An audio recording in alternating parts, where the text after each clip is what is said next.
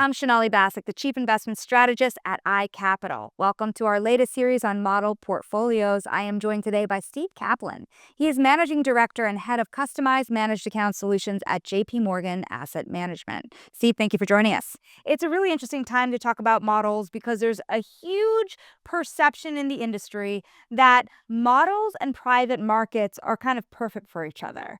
Are they? We're figuring that out. No, I mean, in all seriousness, I think, as we think of the next generation of model portfolios, alternatives are going to be very, very key to the ongoing growth in this space. Models traditionally, when we go way back when, they were largely made up of only mutual funds. And as we see the industry evolving, it's moving from mutual funds and ETFs to now separately managed accounts and ultimately private wealth alternatives all in one portfolio. So what are the limitations when you think about alternatives that are going into model portfolios? There's a lot of people who believe, well, wait a minute, this could actually really fuel the growth of alternatives. But I have a hard time seeing every type of alternative really fitting into these types of funds. So where does the line stop? Well, I think there's a little bit of an education that is necessary on the products in and of themselves. There's obviously a client base that's out there that is looking at alternatives and already that are using them, but there's a lot that have never really started to even dip their toe in the water. And that's why understanding how these types of products fit in your portfolio become really, really important. Well, there's like the industry itself as well as the type of product, right? Let's just talk about the types of assets. Because when you are allocating money, you are looking at certain outcomes that your clients want to achieve. How do alternatives fit into achieving those types of outcomes? So I would say that there's two ways to think about it. There's the investment solution you're trying to solve for, and then the types of structures that make sense within that portfolio. So if you were to think about goals in a portfolio, and I'm going to oversimplify it to a degree, but a lot of the conversations around private wealth alternatives or private alternatives in general are really under the umbrella of real assets, private credit, and private equity. So if you think about it, or maybe a simple acronym to use as you think of what it means in your portfolio, might be alternatives can age your portfolio. So A being alpha, that's where private equity will come in. I being income, that's where private credit will come in. And D being diversification, that's where real assets will come in. And so as you think of your portfolio and the goals and your allocation, you would think about what are you trying to achieve within the overall portfolio and the components that can make that up to drive that outcome. It's a really interesting way to think about it. First goals oriented and then kind of going backward from there. Because I think a lot of people are now starting to say, well, wait a minute, if I'm putting private equity into my portfolio and I have public equities, are they doing the same thing to some degree? How are people starting to look at those lines and where they're drawn? I think the answer is that in some ways they are trying to solve the same thing, but it doesn't mean the profile of the return is exactly the same. Right, what you can likely get in a private equity product versus, I would say, the run-of-the-mill, if you will, traditional equity product, you should expect more return in private equity as an example. But there might also be more volatility of that. And so it's not an and or an or, it can be both, but sizing that appropriately and thinking about comfort level, potential risk around it, and as an example, is really important as you think about your overall allocation. It's funny, you're myth busting a little bit for me already here because when you say volatility, a lot of people think about these markets as not very volatile at all and kind of get frustrated about that because they don't really know what that return profile looks like in the middle of a hold period. It also depends what you're comparing to. Volatility is always relative to something else, as an example. But if you go back to the acronym, in private equity, you're really focusing more on returns. You're not focused on that volatility piece per se. If you're doing things like real assets, you're likely doing that for inflation protection, to probably think about diversification of overall return streams, and to have more of an uncorrelated asset class that will dampen and have overall less volatility as a contributor to the portfolio. So when we say private alternatives, it's not like there's a one-size-fits-all answer to the outcome that each one will drive towards. It's interesting. I'm so glad you brought up the topic of correlation because this seems to be one of the biggest things a lot of advisors are grappling with. Some of the CIOs of the biggest wealth managers in the world are saying, well, my clients are getting into one type of private asset, not realizing how correlated it is to another type of asset that they're holding. How often do you find yourself in that conundrum with your clients, and how are you solving for them? I think the answer is just a balance in a portfolio, right? The whole point of a balanced or a model portfolio is asset allocation and diversification. And it doesn't mean that everything is the traditional 60-40, that's 60% stocks and 40% bonds. That's obviously the whole conversation that we're having. Model portfolios can run from 100% equity-like to 100% fixed income-like. So getting the allocation right in terms of the risk profile is really important. And then understanding the sizing of how much you're willing to have in private alternatives and where you might pull that from to fund it is really, really important. Again, more likely than not, you would probably say that I'm going to use something like high yield to fund private credit. And it doesn't mean you have zero high yield, but you probably have a little bit less, just as a potential example. Or more traditional long-only equities to fund something that you might do in the private equity Well, so space, that's as an example. interesting to me. It's really interesting because there's so much conversation around how much cash people are still holding. But actually, when you look at the way people are allocating money, they're not always taking from that cash bucket. They're taking from one form of investment bucket to maybe fund another investment bucket that could be either higher returning or more diversifying. Is that what I'm hearing? Yes, I mean, it doesn't mean that there's not plenty of cash to be invested that is not currently sitting on the sideline. That is absolutely the case. But I view this more as the next generation of asset allocation because these products have become more democratized. That's interesting to me, the next generation of asset allocation. There's a lot of talk about how there's a rising generation that is getting more and more comfortable with alternatives, which is one reason out of many that people are starting to talk about alternatives more. So, how has this conversation around alternatives really changed your approach to model portfolios? Well, I think some of it is there's the products, and then there's the way those products actually get implemented and delivered as part of a client experience. Traditionally, the way that alternatives have been implemented is they've largely been their own account. So you had this model portfolio that sat over here, and then you maybe had a discretionary separate account that sat over here in an account. You had a private wealth alternative or some sort of institutional-like alternative that sat over here. What things are evolving towards is everything in one account. And what that means is that you're not getting each individual statement for each of the individual accounts. You're getting a holistic picture on what is happening in that entire portfolio. It's interesting. It goes back to the correlation question, what is actually correlated and not correlated in your portfolio. It also, to me, goes back to what a lot of advisors say, well, we're actually having a hard time just diligencing and figuring out what funds we want to be in our broader bucket here.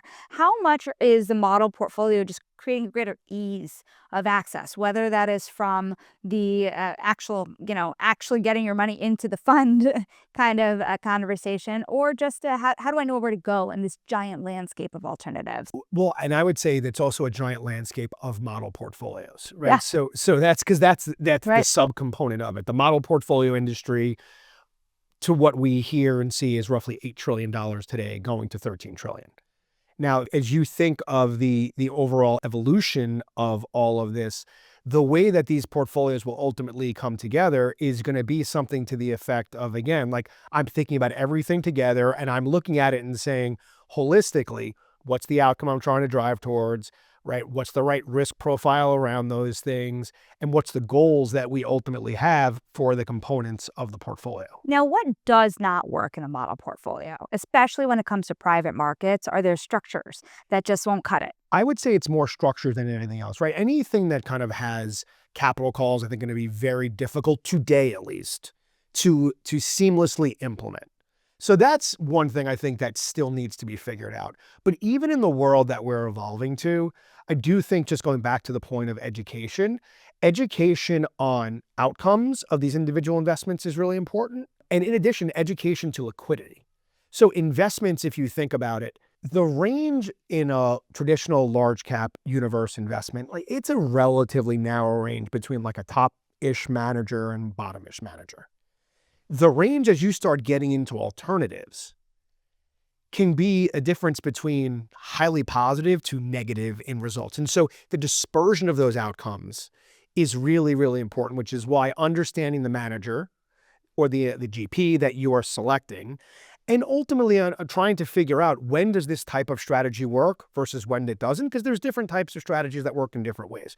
That's really important from an investment selection perspective.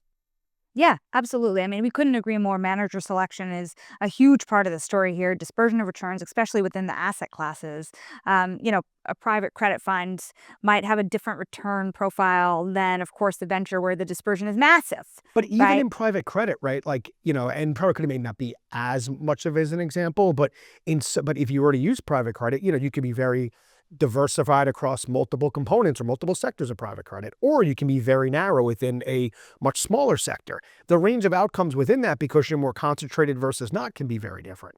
So just understanding what it is you're buying and how that fits into the broader portfolio, the risk profile around it, is really important. So, what are some of the most common misconceptions that you see among your clients? So this is where I was going to go with the other piece is there's so many benefits of getting everything in one portfolio, because rather than having a product specific conversation, you're having an outcome conversation. Clients get reporting if you get everything in one account where you're talking about our goals being met, not about each of the individual underlying components. I don't know if I call it a misconception, but really important level of education required is that these investments are not necessarily liquid on a daily basis, right? A lot of the things we talked about, the mutual fund, the ETF, that many clients in the traditional space know, daily liquidity. When you pair that in a portfolio with something that might have quarter liquidity, as an example, obviously, there is a little bit of a buffer of cash that can be helpful, but if a client needs to take a big chunk out, there can be a point in time where you're taking a bunch from your more liquid. And now that means that within your portfolio, the less liquid piece as a percentage overall goes up until that liquidity is available. And then you kind of right size the portfolio, as an example. How do you solve for this? When you think about the liquidity features of these asset classes, the private market asset classes, to your point, they're not that liquid. I think in the last couple of years, there has been a misconception that, just because there are liquidity features, that you could tap it when you want to. But as we know, history shows when you want to go sell something and everyone wants to sell at the same time, it's harder to sell, right?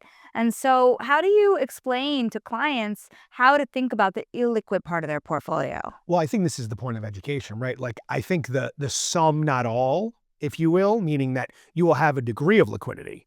But I think the other thing, misconception wise, is everyone solved for the market event. Everybody wants liquidity at the same time. It could just be that somebody needs access to their cash.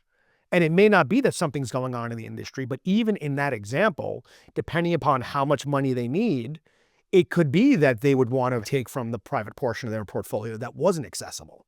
So I do think that just making sure that there's an understanding of there's trade-offs in all of this. I mean, is rebalancing just a simple need for that liquidity, right?